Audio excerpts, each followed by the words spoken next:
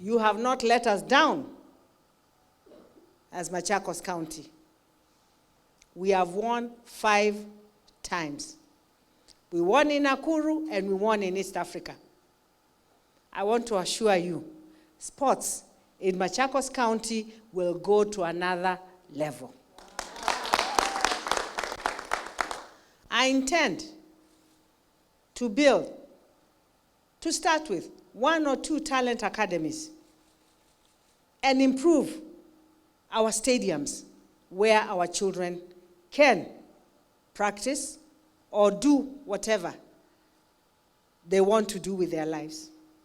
I would want to make Machakos a small Kenya with those men and women of sports.